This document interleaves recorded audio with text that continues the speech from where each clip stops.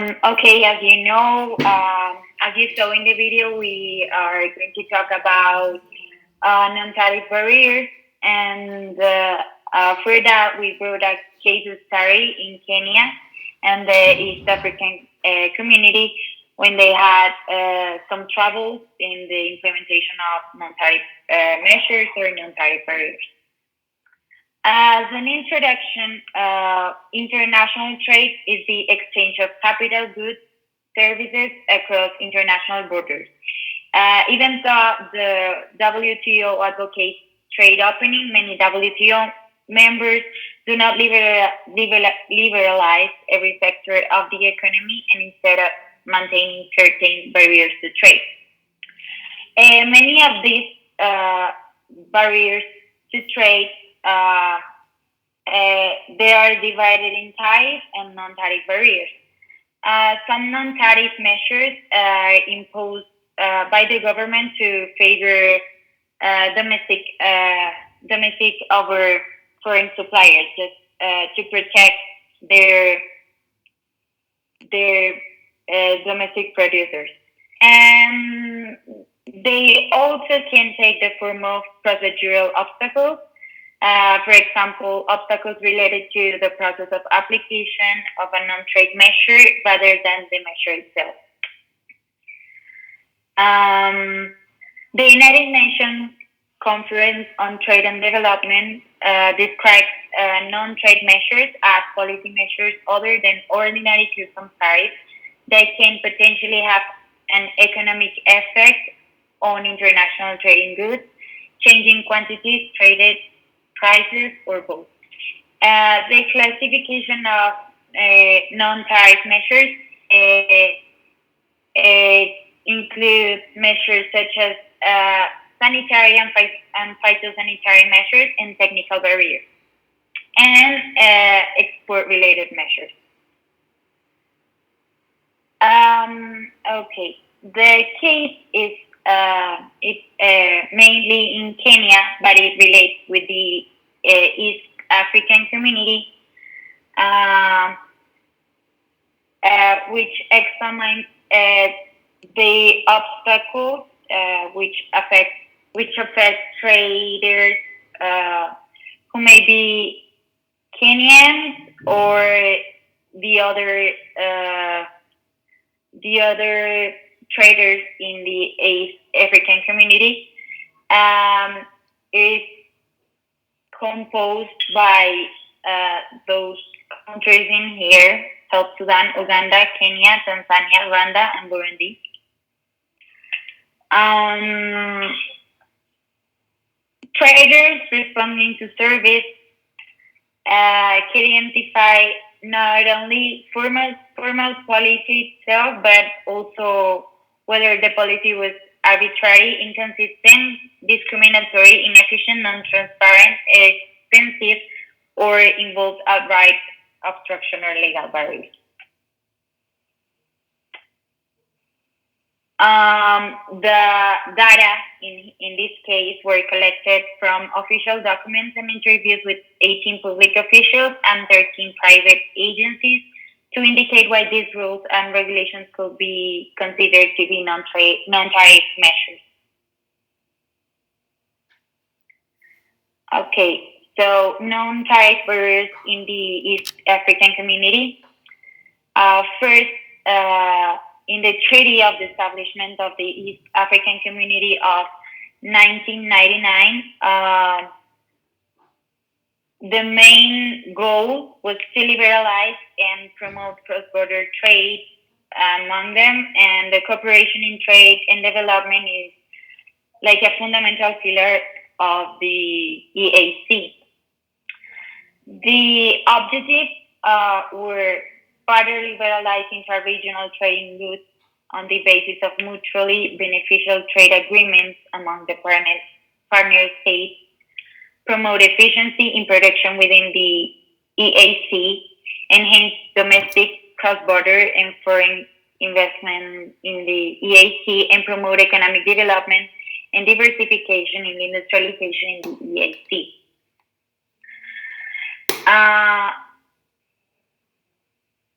Together, these provide for the implementation of a number of measures, including transitional measures and the gradual elimination of internal tariffs, establishment of a common external tariff, um,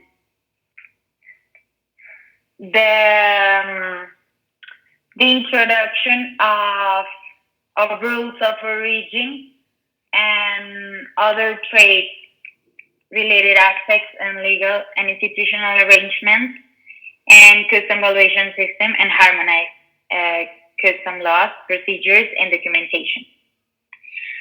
According to the second East African Community Development Strategy, it was from 2001 till 2005. Major impediments to trade in the region are related to procedural obstacles in the application of non-trade measures, leading to administrative and bureaucratic inefficiency. Uh, the category barriers are mainly related to sanitary and phytosanitary barriers and technical barriers. Uh, the those measures are imposed uh, mainly to protect local industry, and they can have severe restrictive impacts on trade. So the regional bureaus of standards were urged to speed up the harmonization of the remaining standards as East African standards. Hence, the Article 13 of the Protocol on the establishment of the East African Community Customs Union provides for the removal of all the existing non-trade measures to the importation into their restrictive territories of goods originating in other partner states. Uh, and thereafter, not to impose any new non-tariff measures.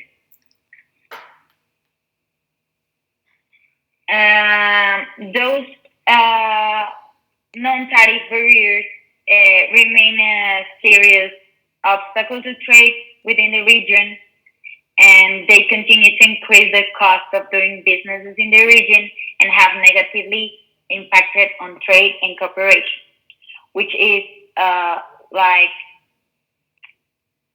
uh, prejudicial for the community because the idea is to cooperate and to make cheaper the trade between them.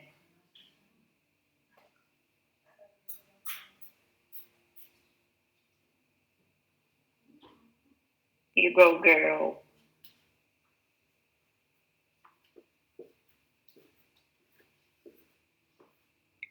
Okay, so I'm going to talk about survey findings of private firms and agencies. So first, non-tariff barriers to trade. According to some interviews that were made, many institutions were involved in approving imports and varied certification and testing procedures and inspection of certificates of conformity to international standards. They also complained about problems with the transport of trade goods, problems related to the varying application of load specification for trucks transiting through Kenya, and to cost incurred because of the presence of several weight bridges between ports. Numerous police roadblocks, road toll charges, lengthy classification and valuation of import processes, different border opening times, and lengthy procedures for issuing work permits. Next.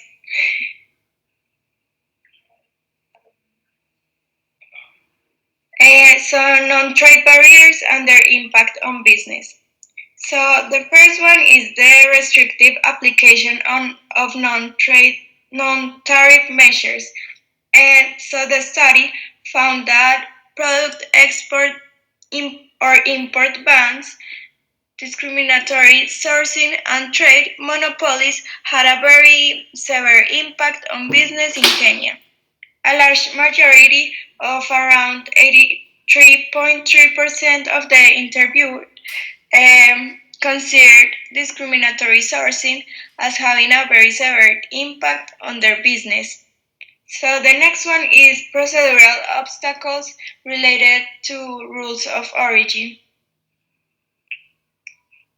Um, these procedural obstacles related to ROO were classified as non-acceptance of certificate of origin, arbitrary product classification, and corrupt practices.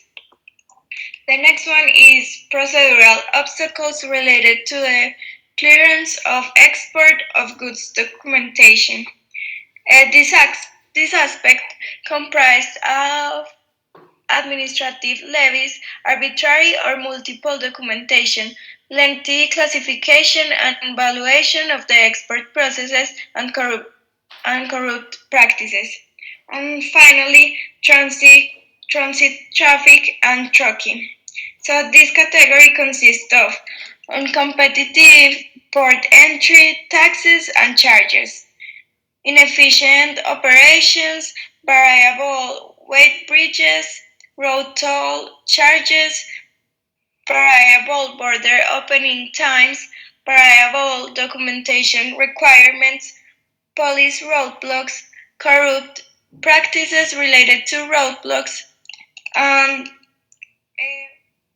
weight bridges are a common feature in Kenya because the port of Mombasa and the border towns they are supposed to ensure that vehicles carry only the weight recommended in their tare and gross weight specification. Also, it is not uncommon to find long queues of transit trucks at the Malaba-Busia border stretching for more than a kilometer, waiting to be cleared to enter Uganda. All respondents said that variable documentation requirements, numerous police roadblocks, and corrupt practices had severely impacted on their business. Next.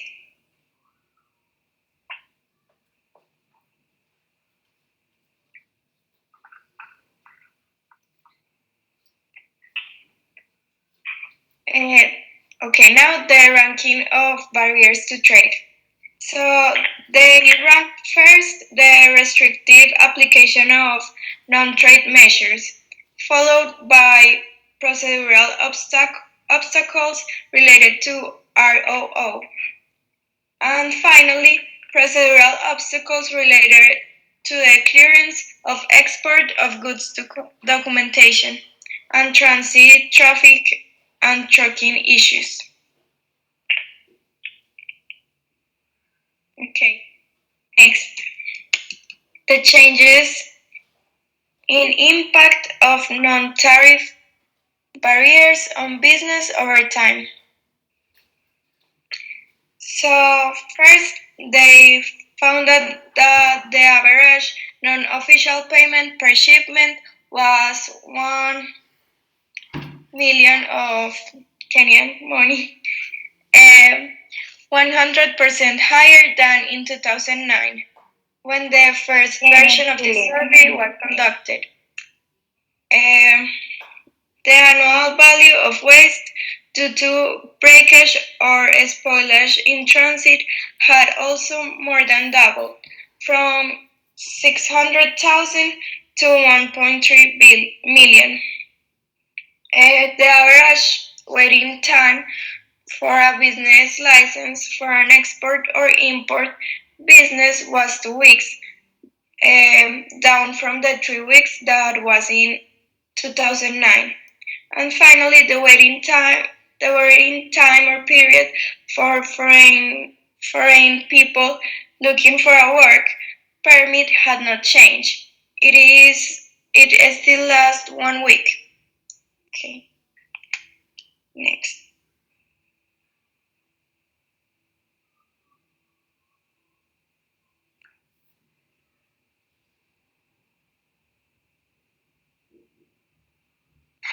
These public agencies, including this study, are thus mainly involved in coordination of the various trade-related activities that fall under their mandate.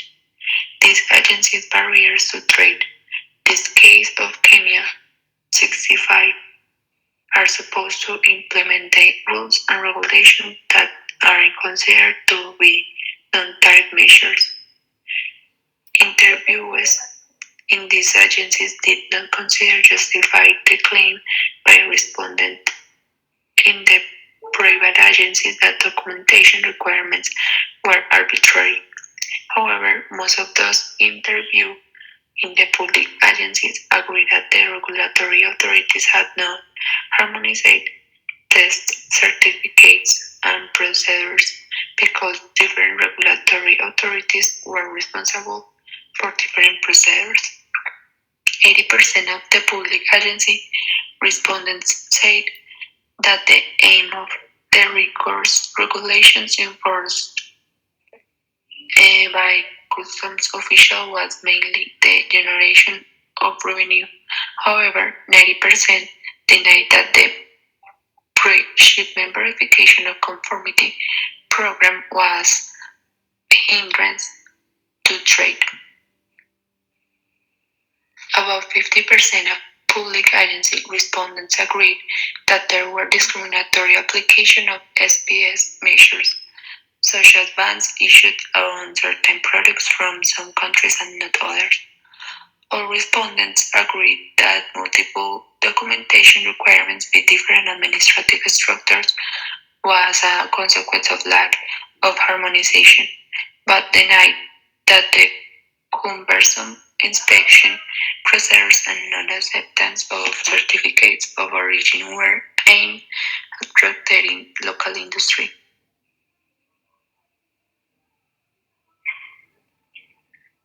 So here we have some conclusions and recommendations for the EAC in the Kenya case.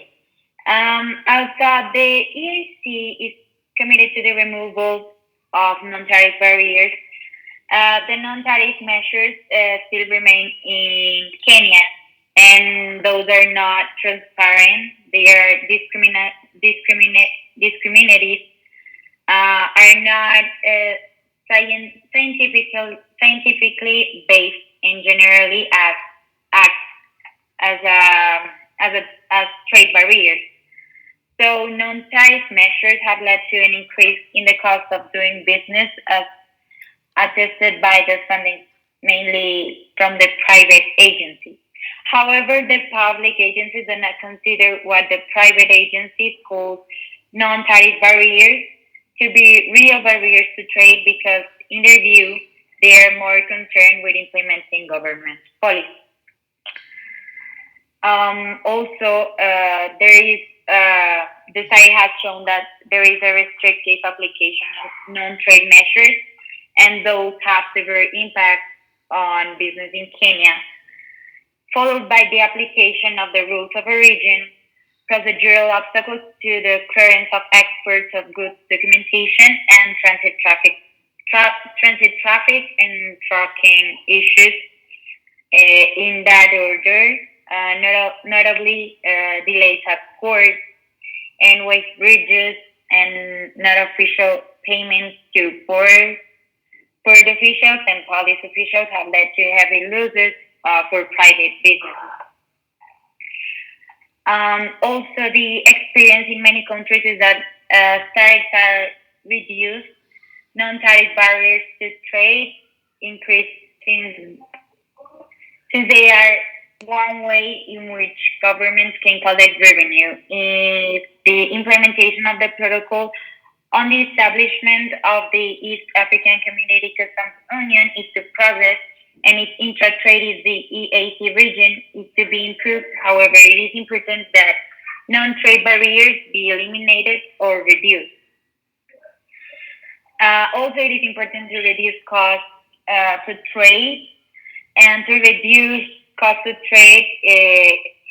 it is important to reduce delays in clearance and to improve operations at the ports of Mombasa, Malaba, and Busia, and Namanga in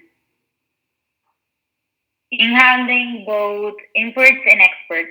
There is a need to increase port efficiency and the responsibilities for routes under the Kenya Port Authority.